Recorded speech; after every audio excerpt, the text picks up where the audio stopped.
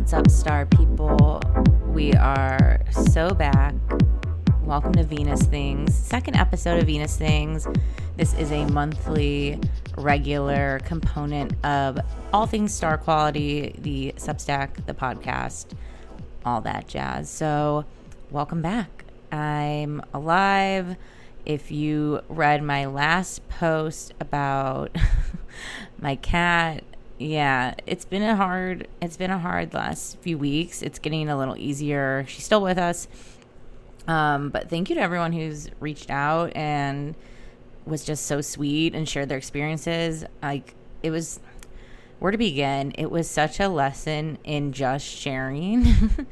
Like, just sharing when you're not always in your happiest, shiniest space.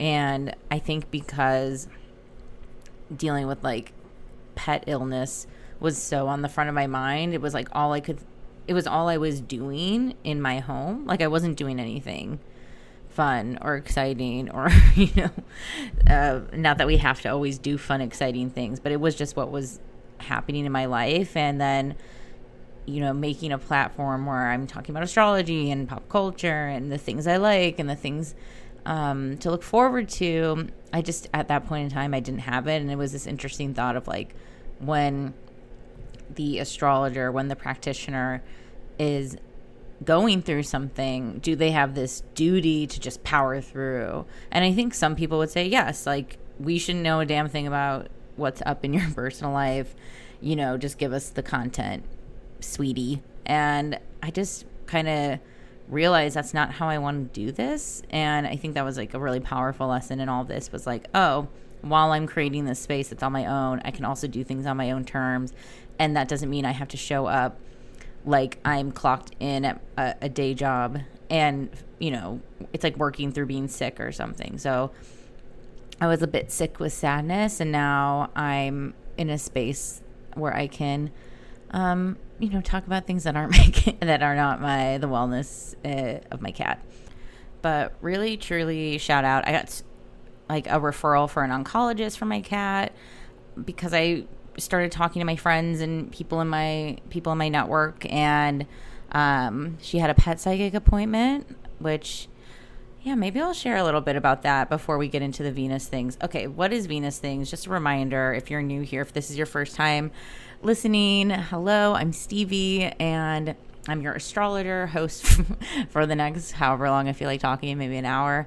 And we're going to just get into the things that I've been enjoying. So Venus, why is this connected to Venus? Venus does rule over the things that we value. It can be influential on our aesthetics, our taste, the things that we enjoy. So these are all the things that I've enjoyed for the month of June. And I'm going to get into some products, some TV shows. Obviously, we're going to talk about Brat because I'm a millennial woman, so I'm the target audience. I hope we're all the target audience. Brat, we'll get into Brat. So yeah, this is just a space to share the things I enjoy. Of course, your Venus might be quite different than mine, so taste is subjective.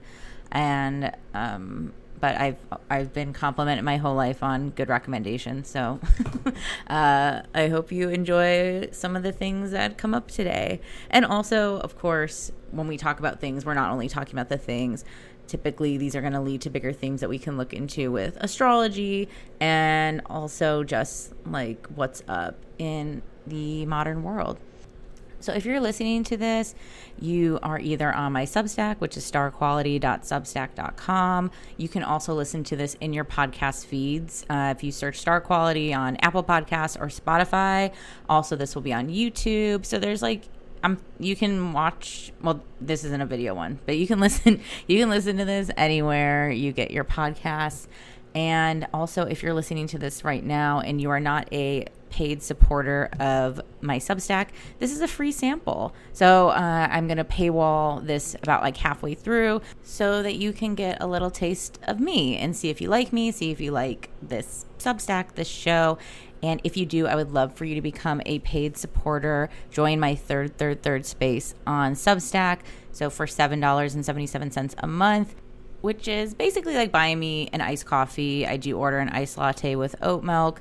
And I will tip $1. So for a $6 coffee, $1 tip. Yes, that's the going rate at my bougie coffee place here in LA. But for buying me a coffee, you're going to get tons of bonus content. You're going to get the weekly written astro reports, which is what's up with the sky right now, which is going to go day to day for the week ahead of what's going on with the astrology of each day, which is really helpful for planning ahead, looking ahead, knowing what to sort of expect energetically and how to best navigate what we're having with the astrology weather of the week. There's also just going to be bonus episodes on anything and all things astrology. There's past episodes on solar returns and what to look for in a solar return chart. I'm going to have this upcoming episode on asteroids that's going to be really fun that I'm ready to dive into. So yeah, this is just a growing space for all things astrology things. There's a chat. We can get into anything.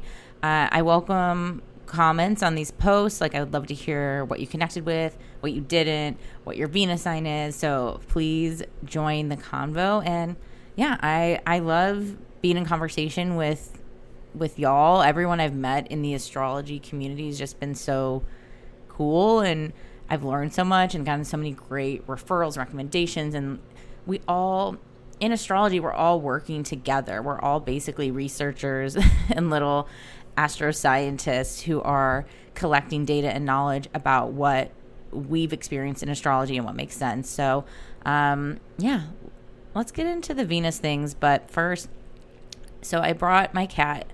If you didn't read my last post, read through it. It was about my cat's recent cancer diagnosis, but it opened up a lot of feelings in me just about getting a cat in your 20s. And I had a few people reach out to me about this same experience, like getting a pet in your 20s when you're going through so many different feelings and experiences, and now having this cat here at this very different phase of my life where I'm feeling, so much more myself, and she really helped me get there. It was just like, it shattered me. So it was trigger warning grief in that post, but it's really about how the love and stability of an animal, especially when you maybe had an unstable upbringing, how that just really means something more than just kind of like air quotes losing a pet, right? Or kind of minimizing the experience because it's this animal, or because I think sometimes losing a pet, or that anticipatory grief of losing a pet, because my pet's still here, and that was the thing that the psychic did remind me about, and we'll talk about the psychic that I took my cat to in just a moment. But that was what really I think pet grief gets like lumped into this, like, and maybe I'm just feeling this, or there's a projection, but there can be this attitude of like, well, who cares, or get over it, or like, it's so common, and it's like, yeah, they have short lifespans, that's what you sign up for, and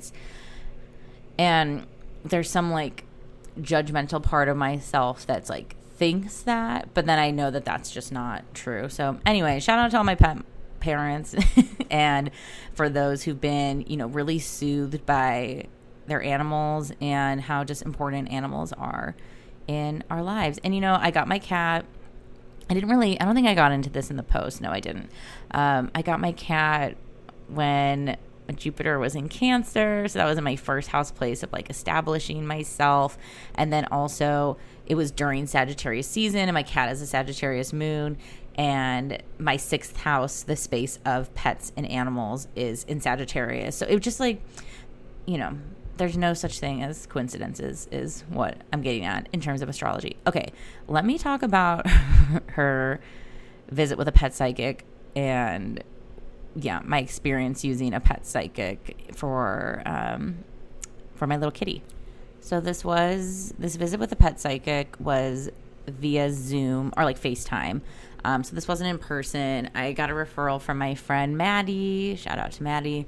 And I will say, because I think some people have asked me, like, why go to a pet psychic, or like, what's like, for why?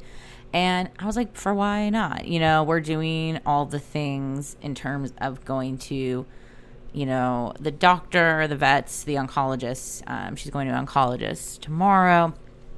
And it's like, I'm just such a person that's like, we have to throw everything at a problem, right? Like, let's try every avenue.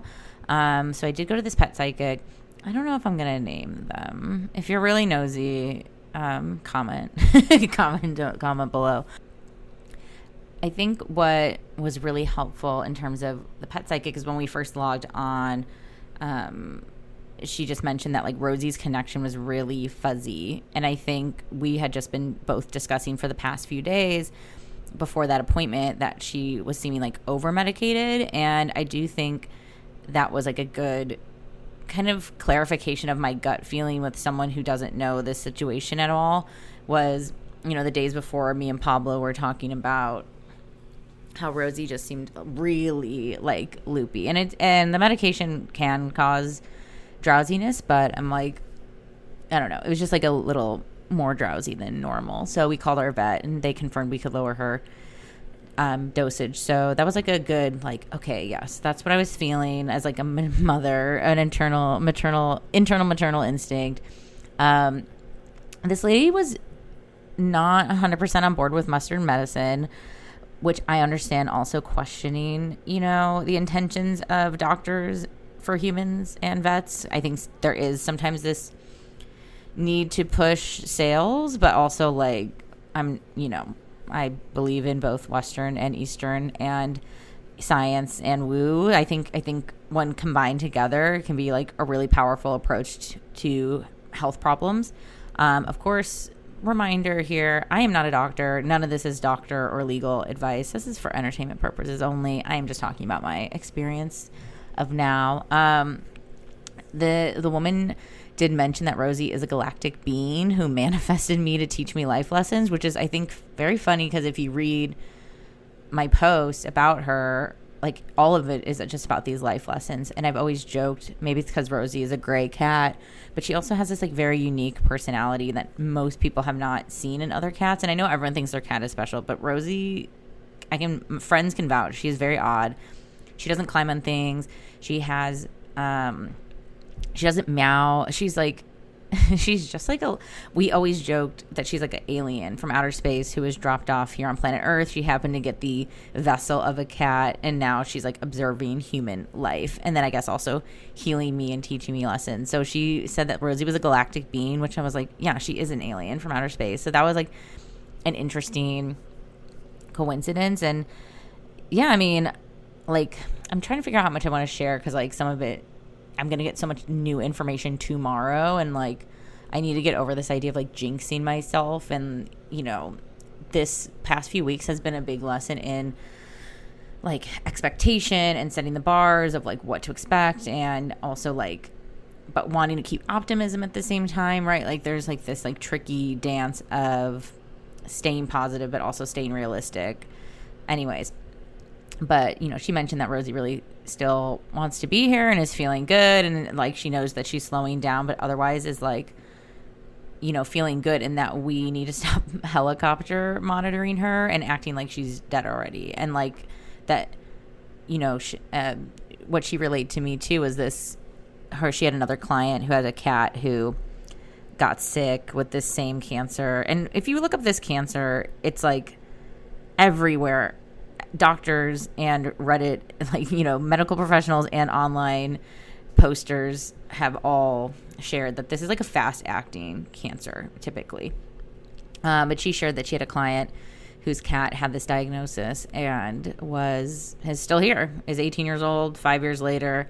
So, you know, it's also good. I feel like a lot of the times too, it's like review culture, right? It's very rare someone logs on to write a positive experience. Usually we're all logging on to, you know, gripe or when we're in crisis or when things are going wrong. So I think it was like that reminder that, yeah, most people aren't logging on to be like the success or like when things went right, or, you know, restaurants and things aren't often, you know, people aren't coming on to give the good reviews, I guess, unless you're like Yelp elite.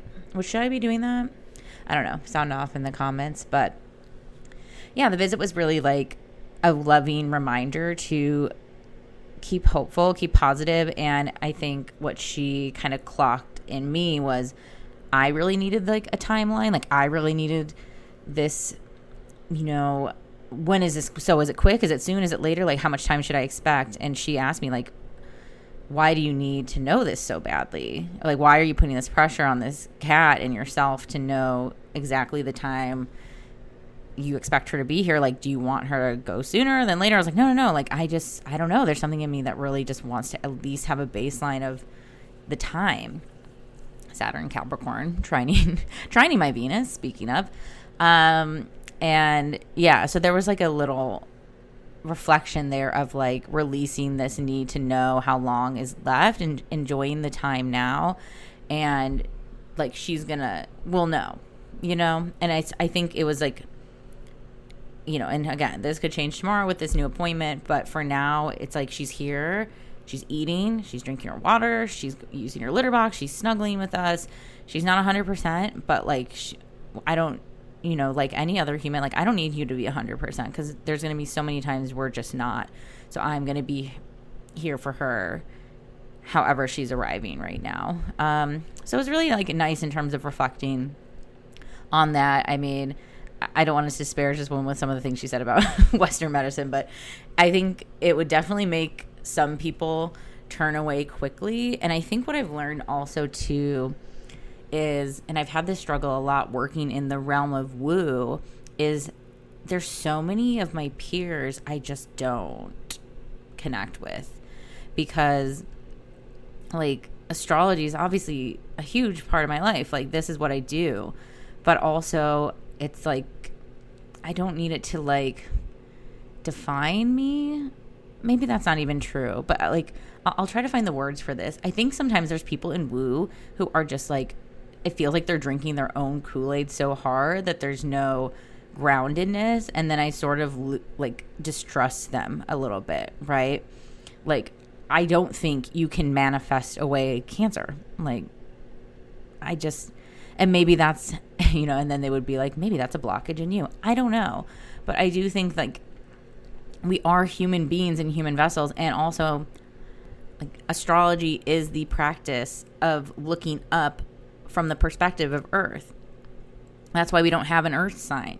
Like, that's why there's not like my sun is this, my moon's this, my Earth sign's in this. No, because we are from Earth. This is the perspective from Earth. So I think there of course can be the room for the woo, but also the room for like real earthly limitations. And I think that's what's the power of astrology, is we can recognize what those limitations can be and then use our best practices and influence from the celestial bodies to work with what we got. So anyways, that's my rant on woo culture. Like, I've tried to hang out with people in like severely woo spaces, and like, I don't know, it's just hard for me. And not all, hashtag not all woo spaces, hashtag not all woo people. It sort of like reminds me of the people when I'm saying like woo, I'm talking about like, I need to write this down so I can link maybe like a good example, but I'm thinking of like the Brad Trammell post about the healing report. I don't even know if I can like accurately describe this, but like Brad Trammell's just a artist, poster, like kind of recapper on internet things, and his healing report. I don't think I've ever like listened or looked at one. I've seen like the post related to it, but the healing report is typically a roundup of like the most cringy woo based practitioners of the internet we're talking about like, let me look at one and I'll describe a post, and then this might make some more sense. Okay, he just posted a healing report today. Maybe I'll look at this after, because I talk about this stuff a lot, but I don't think I've gone and looked and watched the healing report. But so this is a half recommendation. I swear I've been doing this all Cancer season. It's like I've been watching so many half of movies, reading half of books, and I know like that sounds more Gemini, but I think I talked a bit last time about like the duality of Cancer, and like Gemini and Cancer both contain those properties, and they're the sign next to each other of just like, okay, I got what I needed from this half watch, like I'm good, I'm on to the next. But anyways, I'm looking at the healing report from today. Today's June 30th. And I think it's, let's see, what slide is this? I'm doing this in real time. Okay, the 8th slide on this post from June 30th. The caption is watch the healing report for free in bio. But it's like these shirtless dudes with like buns and long hair whose video is like, you're not depressed, you just haven't sunned and slapped your balls, slugged some raw eggs, consciously breathed in the past minute, popped your magnesium, slept 8 hours. started your own online business, ate some grass-fed beef, worked out, gone for a 15-minute walk, and pet a cat. Oh, back to cats. That one's actually maybe one of the least cringy, harmless ones. Oh my God, the post from the day before too. What doesn't kill you gives you trauma. I mean, it's just, here's the thing is like, some of the things I said in there aren't bad advice, right? But I think it's just like identification and constantly bettering yourself, right? Constantly searching for what's going to make me feel more in line with my doshas and chakras and this, and like, it's so, and I think this is where I like bonded with so many people in this space and also in astrology a lot of the times, maybe because astrology is so scientific, it is so math driven, is like, yeah, I believe in some of this stuff, but like the other part makes me, question this sort of like cult mentality or this delusional or this sort of MLM energy that can come with like coaching or this, and like, why are you selling coaching packages to people who want to be coaches, and then they sell coaching packages to people who want to be coaches, and coach, like, what is that, So I'll put a link to the latest like Brad Trammell healing report, and you can check it out. I'm gonna check it out after this. But how the fuck did I get here? Pet psychics, that's why. Yeah, so I think this is why. Okay, here I'm back on Earth. I've gotten used to working in the woo, so when I hear someone, question Western medicine, of course I always say like, I believe in this. I mean, she said this question in our psychic meeting was, do you believe in Western medicine or do you believe in breaking down illusions? And it's like, bro, don't know. So anyways, so this, I totally get if someone heard this and they'd be like, I'm not interested in this anymore, right? But I am so used to the woo, and I've learned, for me, my best method is like, I'm not going to automatically tune off and turn off and not listen to you, even though I clearly disagree with you on this stance, because I am going to get some other nuggets of wisdom or other nuggets of things I needed to hear. And there were some things I needed to hear in that appointment. Now, this is where like the slippery slope begins, because I think to start to play around in the spaces of woo, I do think you really need a strong sense of self and a strong sense of discernment, and then also the ability to, it's like the phrase I think that comes up in readings a lot. I'm sure I've said this. It's like, take what works, leave what doesn't. And I think a lot of people just take everything. And yeah, I don't have like an elegant way to end that, or should like, there's no like handbook of like how to properly exist in woo spaces when a lot of the things are red flags, right? Because there are going to be green flags peppered in. So I don't know. I think this is where it's important to have a sense of humor. And I think, okay, this is the key thing. There's just so many people in woo that don't have a sense of humor. And this is why this is actually a perfect segue into one of my recent Venus things of the week was, oh my God, this is actually like, no, this is too perfect of a connection, is I watched like lately when I've been like cleaning or just kind of having to do like mindless organizing activities, I've just been really into watching the Baba Ram Dass like speeches or lectures or things or documentaries. So I was having this the other day where I was getting in a cleaning mode and I was like, let me watch a documentary about Baba Ram Dass. So you've probably, if you don't know who Ram Dass was, I'm sure you've seen the book Be Here Now. I'm just pulling this from Wikipedia just to get a quick recap bio, but he was a American spiritual teacher, guru of modern yoga, psychologist, writer, and his whole background was basically he was this very well-to-do Boston, I think, was it Harvard? Okay, he taught at Harvard, right, and super smart, psychology, all of that, was living like the suit and tie life, academic, and then he was close friends with Timothy Leary, which Timothy Leary is basically the known revolutionary of psychedelic drugs in the 60s and was like all tied into the free love, drug love movement. Like if you think of like a 60s flashback, it's going to have Timothy Leary. Timothy Leary being the big advocate for mushrooms and LSD in terms of like personal development. Anyways, Ram Dass, who was named Richard Alpert at the time, was then getting into like, drugs and, opening his mind. And then, flash forward, classic tale, went to India, found a guru, and then basically spent the remainder of his life writing, teaching, speaking, doing all these things. There's like the Ram Dass TikTok, shout out to whoever's running that account over there.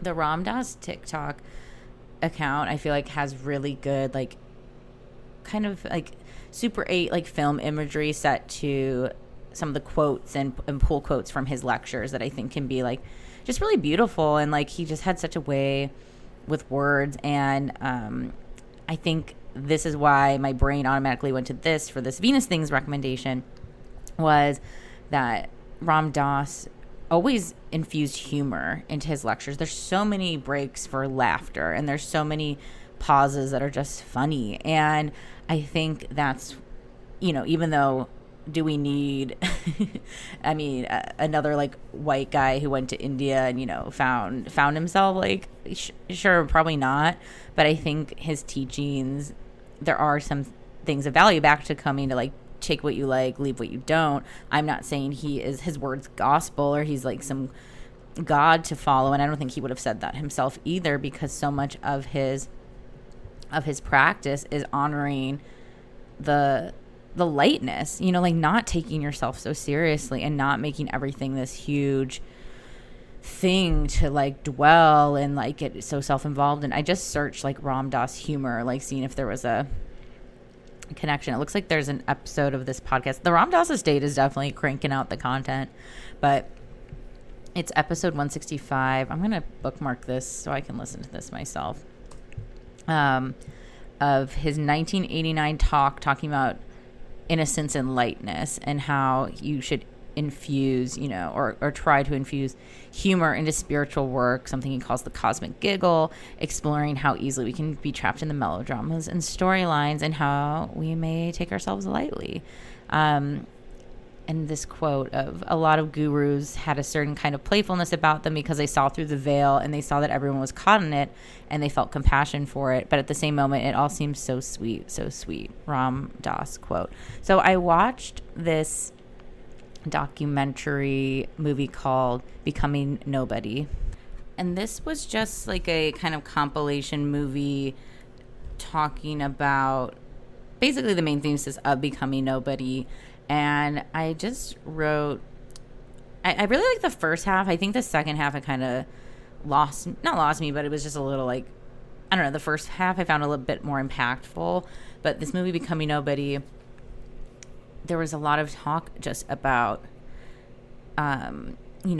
basically our souls being these vessels that are born into these human spacesuits. And if we're born into a spacesuit that continues to get complimented by others, even if it feels like it doesn't fit, then there's this pressure to continue this performance of this life path. For him, it's being this well-to-do academic in a suit. I mean, I've also heard that, Ram Dass was like gay or bisexual. So like, I don't think it's like fully clear, but like it's definitely part of his story as well.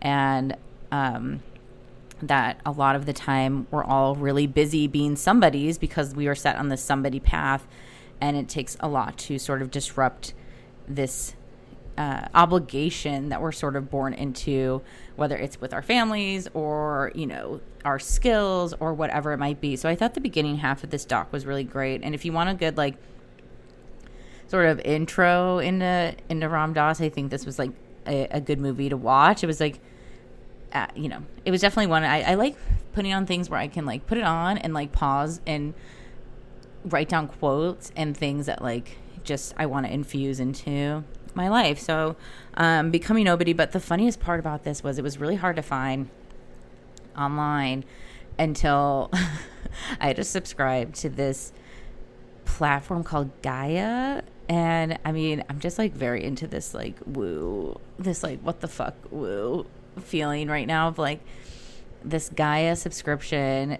Like, you got to look at the content that Gaia is providing. Like, there is just obviously so much stuff that looks a bit questionable in terms of maybe, I don't know, authenticity or what have you. But yeah, Gaia.com, again, not an ad, so I don't know why I'm getting so deep into it, but I think it was just funny to me was, all their series are about 8,000 documentaries of conscious media, streaming yoga. There's like so many like alien things and like, just like, I don't know, just like the stuff that like the screen caps are just, I love. This is why I'm like so drawn to the woo as well, because some of like the artwork is so corny. I'm just like obsessed. And then I need to like watch as this secret outsider who's not only outside but inside at the same time. So I have a 7-day trial, so I might end up going on this interesting Gaia spree. I'll put like a screenshot.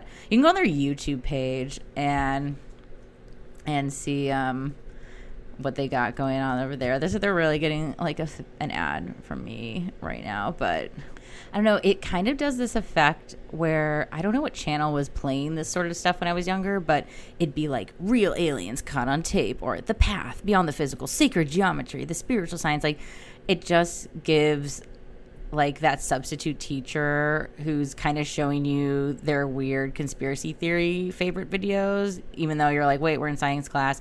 I had this growing up. I went to Catholic school until I was in 8th grade.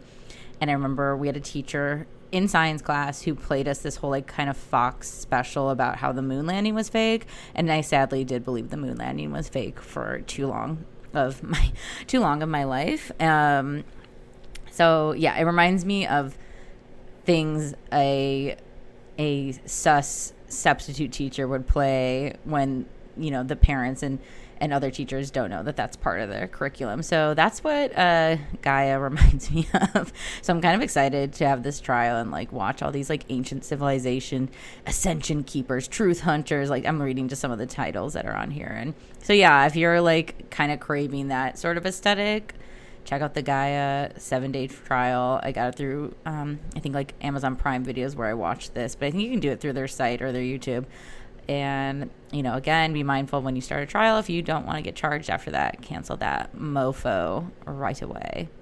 Okay, while I'm also in this like deeply woo kick, one of my Venus things recommendations of this month is I'm just like so into evil eye now. Evil eye jewelry, evil eye imagery, eye imagery. I actually got the catalyst for getting into this, which I've always been aware of, like evil eye imagery. Like, that's just like, if you're in spiritual spaces, the evil eye has always been a constant figure. It's something that's talked about. And of course, in spirituality, we do have to factor in protection too, right? I had one of my online astrology friends / past astrology reading clients message me one day. And I think it was like as I was sort of posting a lot more here with Star Quality, and I had been on hiatus from What's Your Sign and was starting to post more over here and like share a little more of like my solo stuff, which is inherently a little more vulnerable. But I had, I won't name them because I didn't consult them before this. So I had her ask me, have you ever gotten haters from IRL friends about your online life?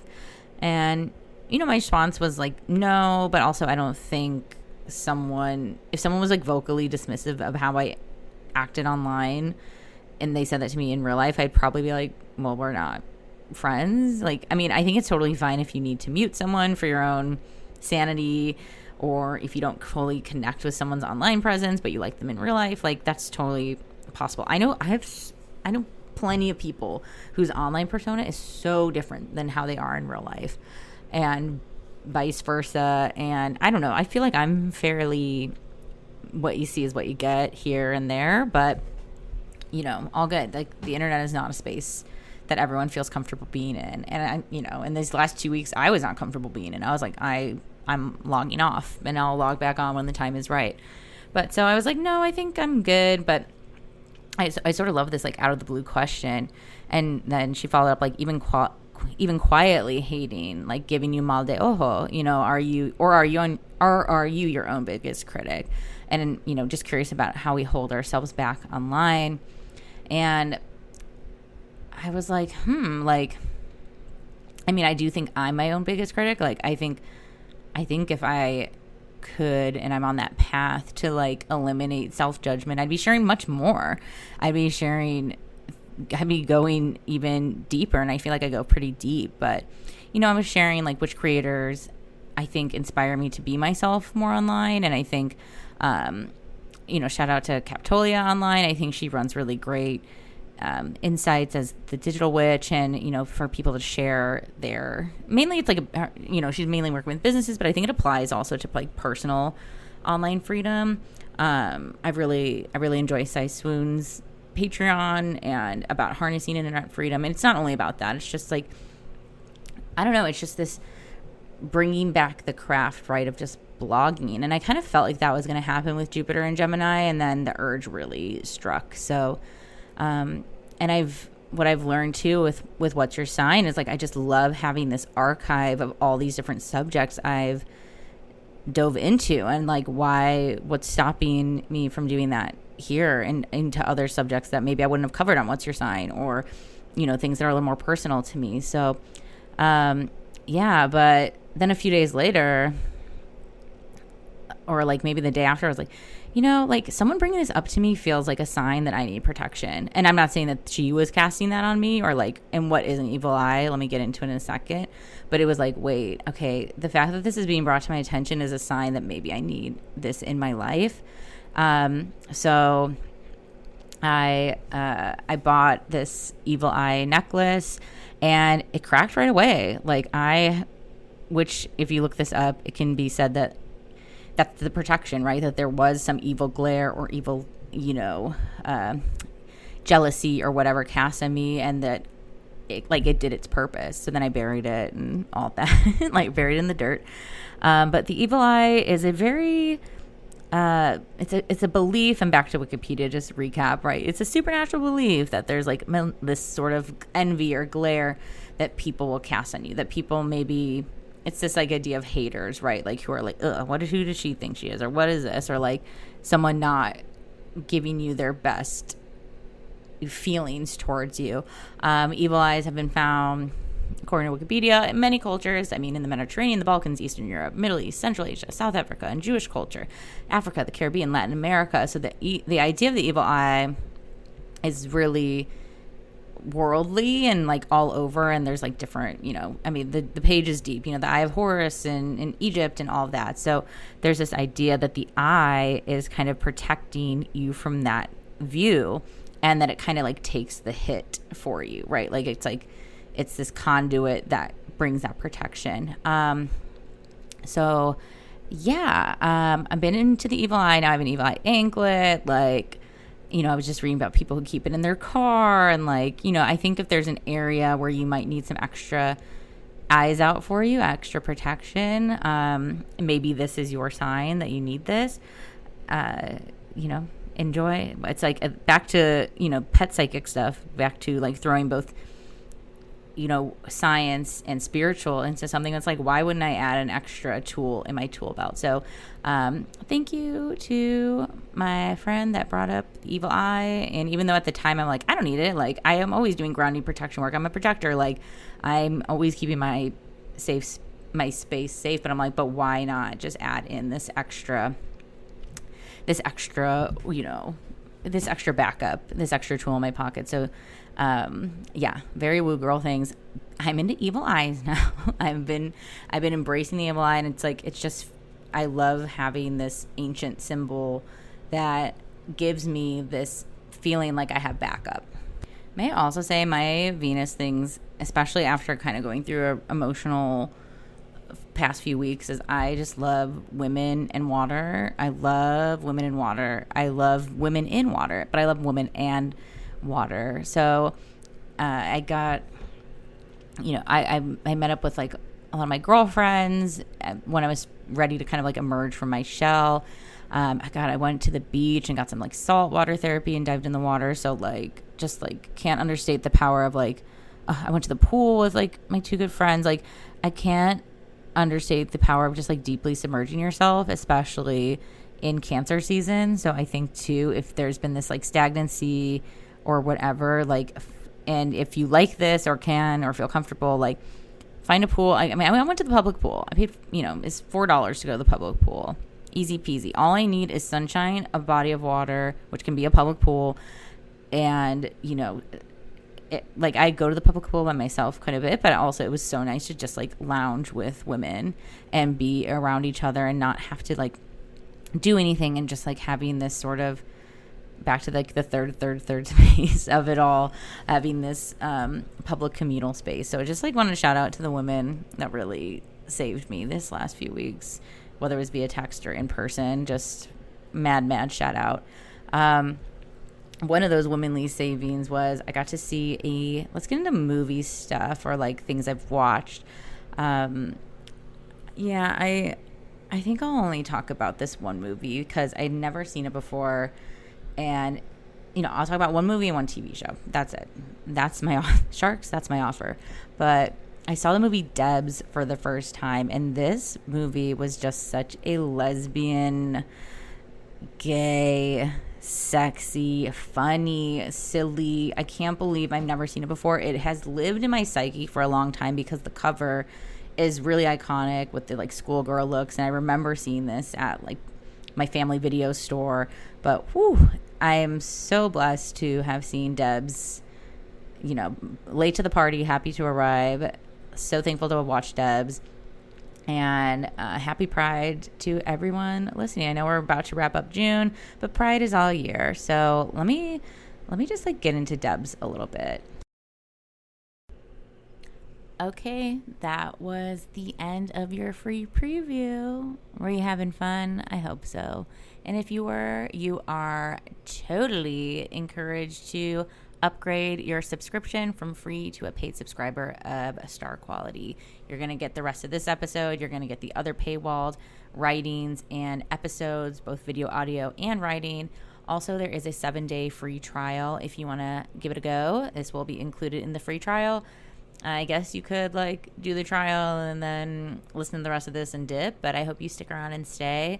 And thank you for checking me out.